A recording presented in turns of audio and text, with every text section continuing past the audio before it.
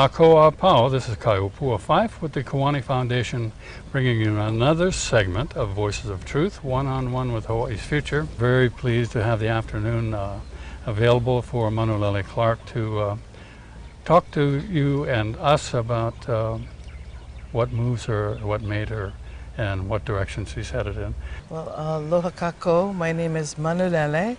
My name was given to me by my kumu lomi lomi, or my teacher of Polynesian massage, Auntie Daisy Nash. Manu means a bird. This particular bird is the shore bird, and lele is an altar to run, to jump, or to soar like an eagle. And in Hawaii, when your tutu or your kumu, when your family or friend of the family comes to offer a name, in Hawaii it's custom to say, "Oh, I hate that name." No, that's not right. You say, "Oh, thank you, Auntie," or "Thank you, Tutu," and that is your name for that day forward. This is what happened to me. I was blessed by my Auntie Daisy Nash. My story about where I come from and where I have been and done is quite long, so I'm going to shorten it. Sure. I'm from Hawaii Island.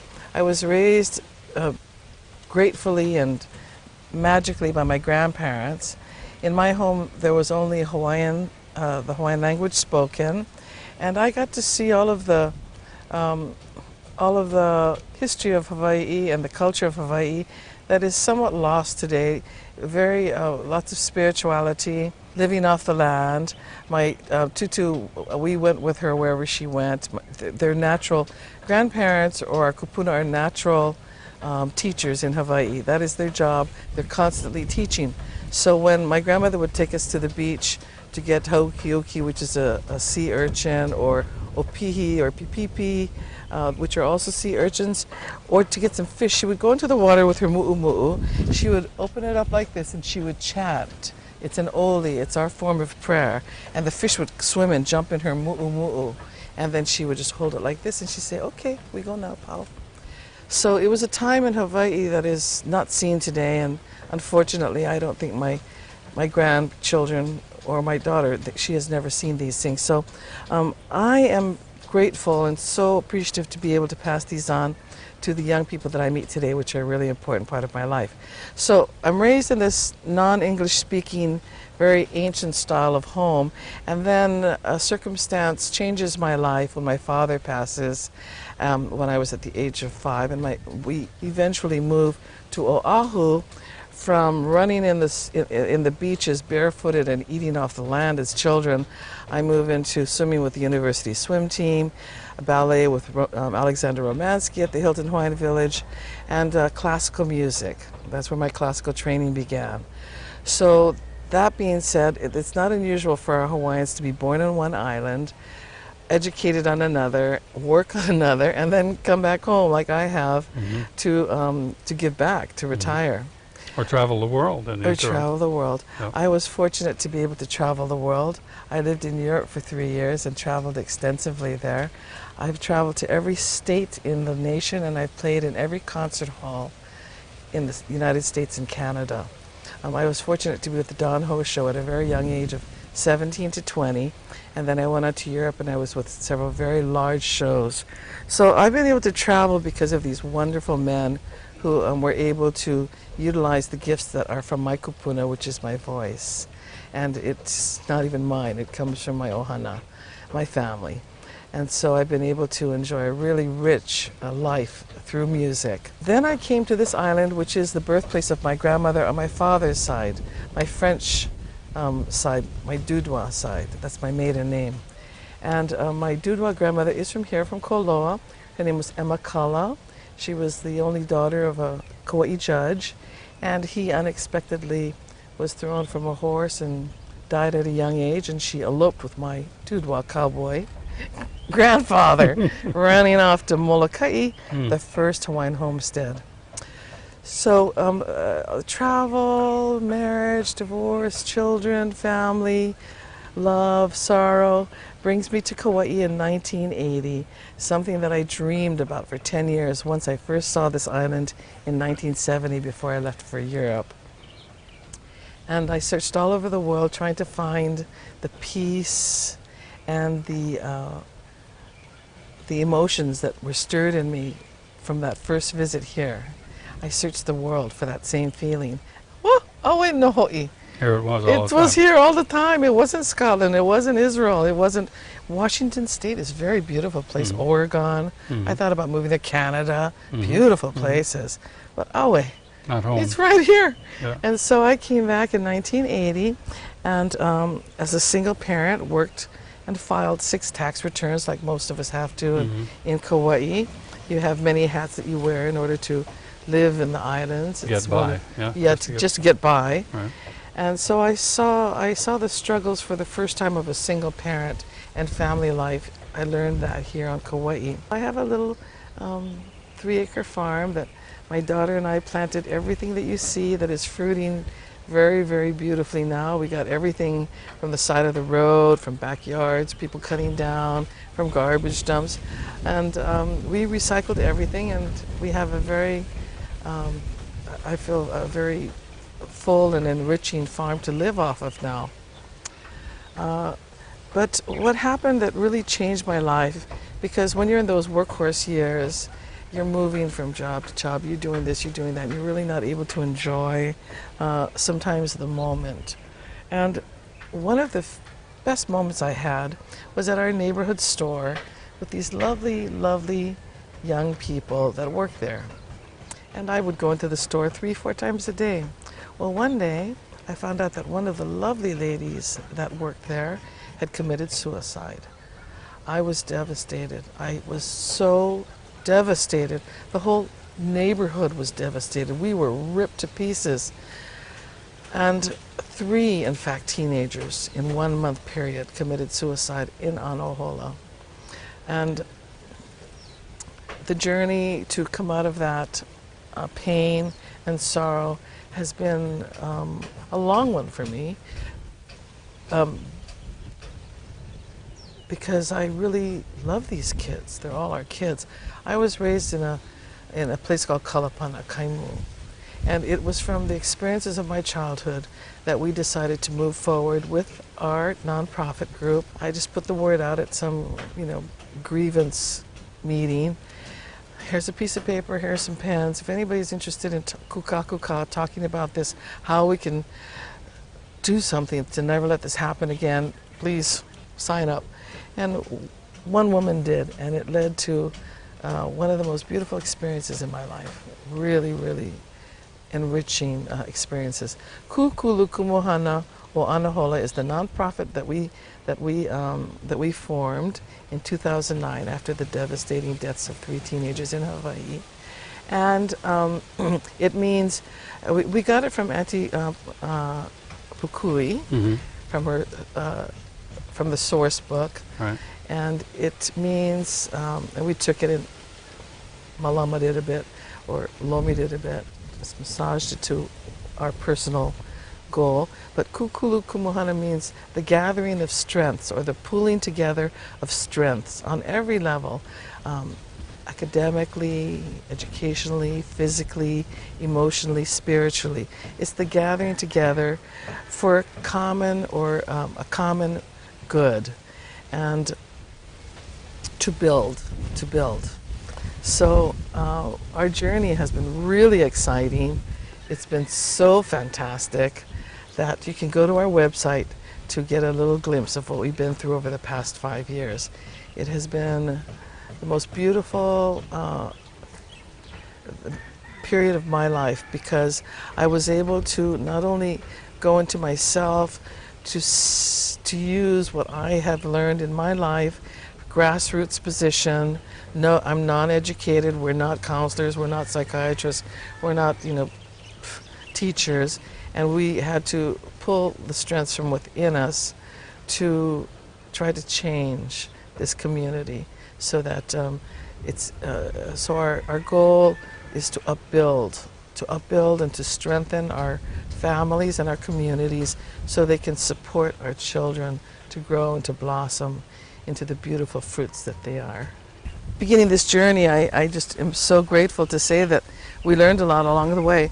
For instance, our first impression, or our first intention, was to emancipate the children, to remove them from family abuse, drug abuse, alcohol abuse, and that was, just how it happened for me as a young girl in Kalapana and Kaimu.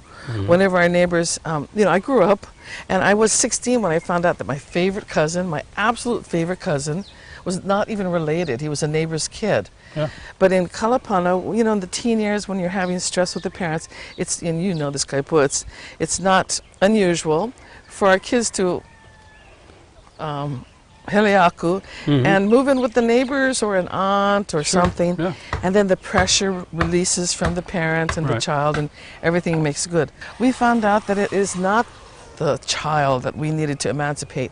It's the community. It's the family, and it's not just a singular problem.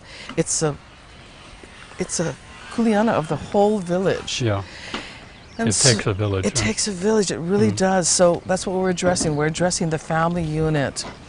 When a child is, and they're all different circumstances. There is drug abuse, there's alcohol, there's sexual abuse, there's physical abuse, there's emotional problems, medically medicated problems. It has all different faces. And especially with the young being so vulnerable, their bodies are going through so much. They're seeing the world fall apart around them. They've got their grandparents and their parents in jail. Their brothers are on the street selling drugs, or not. Or they could come from a healthy family. Yeah. Basically, the mind is a very fragile thing at that age. Yeah. It's the highest, between those adolescent ages. They're so vulnerable, and they're so the loss of a sweetheart. To us, we've been there, done that. We can. Yeah. But when they're so End of the young world. and they're, oh my gosh, their hearts are broken, and they hit that black spot. But if you have neighbors, family members, brothers and sisters who know you so well, who know your sensitivities, and instead of being afraid of it and turn away from it, shame, turn away from it. No, they say, like these kids, these high-risk kids, we know who they are. We know them by name. We know where they live, on which beach, and under which tree. Right. And when I see them on the side of the road, I pick them up, and they will take my ride. Yeah. And I say, you know what? I gotta go wash my car. You mind if we drive through Burger King and wash my car? And then so we all eat together and wash my car. But they'll actually let me pick them up and take them as they're getting a can of gas with their broken down car. Right. But what I'm saying is trust, yeah? Yeah. So where I can say, sweetheart, you okay? You want to talk to Auntie? I'll just pa'akoa'a and I'll just listen. What's going on, Yeah. And then Yeah. Well, I know that's something that, that with, for whatever reason, the dysfunction that the Hawaiian community has suffered over the past couple of generations, that support network of the Ohana, you talk, in a way it reflected in what used to be, within the Ohana, Hanai, where if a child was having a problem at home with the parents, there was always an auntie who could cope or was close to the child, and they could go there, or grandparents and so forth. And with the economic situation, the drugs and everything else, that support network is broken down, so they don't have anybody to go to. Right. And so is that what you see your foundation as helping to encourage the reestablishment of, or take the place of, all of the heighten above. awareness? All of the above. Yeah. We have events that are alcohol, drug-free. First, we had to identify the high-risk kids. We found them easily. They were hanging out where we put on our events, in the bushes. Sure. They live in the bushes. And then we have to ID them. We had to get them to trust us. And it was so, Kule and I had tears last year in our 4th year, because the first few years, it would take me like 10 hours to get ready and pack up my car, and then I get to the event, and then we have to unpack it. Then we got to do it, and then we have to pack it up, and then we got to bring it home. My car would stay packed for like 2 weeks. I'd be so tired. Yeah. It was just cool, and I do it. So when we saw these kids, can you come help Auntie? We just, please, we're so tired. We got to take all this stuff out, and they're all grumpy.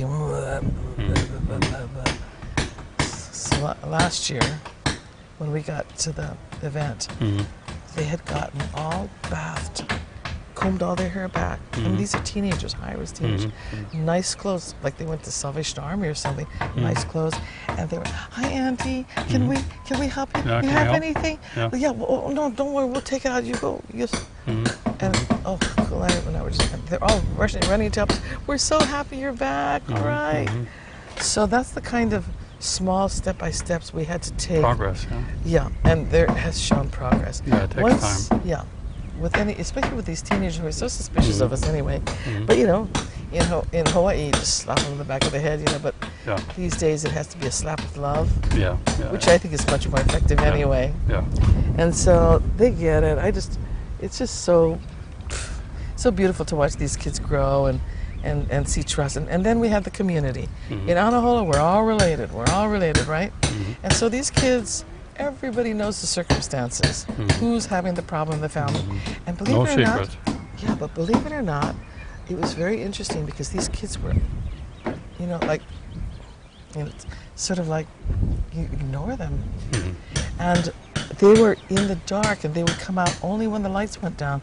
And so what we did was, I started talking to the audience, about 150 people every month, and I said, "These are our children. They're all our children. We have to embrace them and we have to support them no matter what their circumstances are." So to see the boys and the girls all in the dark for a couple years, to see them come and join the huge circle with a smile on their face instead of shame, and then they would come out in the dark and I'd say, "Here, food, here. Open up your jackets." And they said, "No, that's okay." I said, No, take the food, eat it. Yeah. Put it in your pockets." And they're like, "Really?" I said, "Yeah, come get the food." And because they'd send one scout out, right? Yeah. They'd send one scout out to get the food. The adventurer comes out to see, yeah. The little one. They always send the kid. Yeah. The little kids. Big ones lurk in the background. The big ones are lurking in the dark. They're smoking up. But it's so nice to see them come out and join that circle with everybody in the light, and to have, and everybody's so happy and looking at them and loving them, and they're looking back and they're feeling loved. But the key is how do you implement it on the ground in your community, and that's where the people This is who why are not the academics or Yeah. who are not the psychiatrists or the researchers come into play. Well, after my sweet friend died at 19, I called everybody up. I called up the YWCA. I called up the Haleopio people I knew that were in charge over there, and I went off. I went nuts for like 3 days. I said, "What happened? You guys had her." And then they explained to me the difficulty of being an agency that's appointed by the court. Right. And that even if they're the enemy. And they said, "Manulele, please help us get into the community." Yeah. And they said that even no matter how horrid their circumstances are, they would rather be in those circumstances than in the care of these agents. It's a connection, personal connection. That's where it's happening. That's where it's been lacking, and that's where it has to, I guess, go back to. Well, it's working for us, that's for darn sure. Cool. And so that's what, like I said, it was from our grassroots, from the way I grew up, how my little Kaimu, Black Sand Beach, how I watched it happen. We all grew up together. Yeah. The whole Yeah. Ahupua'a, we were all cousins, and we all looked out for each other. Yeah. Swimming, picking, getting opai. Yeah. We're all looking out. All the older ones, I didn't even know who they were because there's so many of the teenagers. Hey, get out of the water, it looks dirty, or something like that, Yeah. And so we have to. Kule and I said, we're just going to trust in God. He's gonna guide us, and we'll just follow His lead and let's go for it. But we did make a promise to each other that we would enjoy the journey and not get overwhelmed. Yeah. Yeah. So we're very excited. We're a 501c. We applied for our 501c3. We're going into strategic planning, and we have lots of great ideas. There are probably communities where the same type of initiative needs to take place, and perhaps this interview might encourage someone somewhere else in the islands or anywhere, to kind of take the bull by the horns and move forward to help improve the lives. Yeah. Because when the kids are even the teenagers, when they are hopeless Yeah. when there's no hope there for them. You know, it's a pretty empty world. Yeah. And they can get themselves into a mindset, although they may have all kinds of good things going for them, that they can't see it. You know, they just get into that mindset.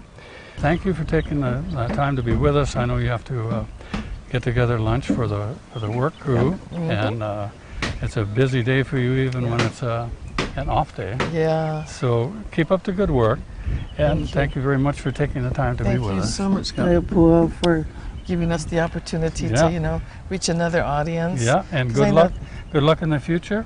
Thank And you. we'd like to encourage all of you who are interested in pursuing this further to check out the website.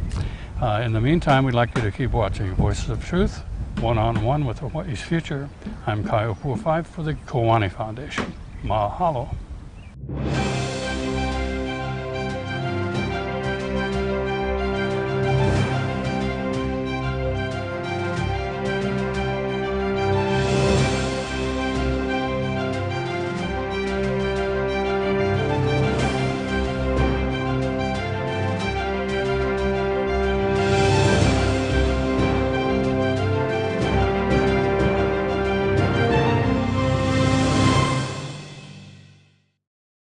Mahalo for watching Voices of Truth one-on-one with Hawaii's Future. Watch us on the web 24/7 at voicesoftruth.tv.com. You'll find all our shows, including this one, in case you want to see it again or share it with family and friends. Also view our weekly video commentaries at freehawaiitv.com. And check out our blog, published daily, at freehawaii.info. It's all part of the Free Hawaii Broadcasting Network.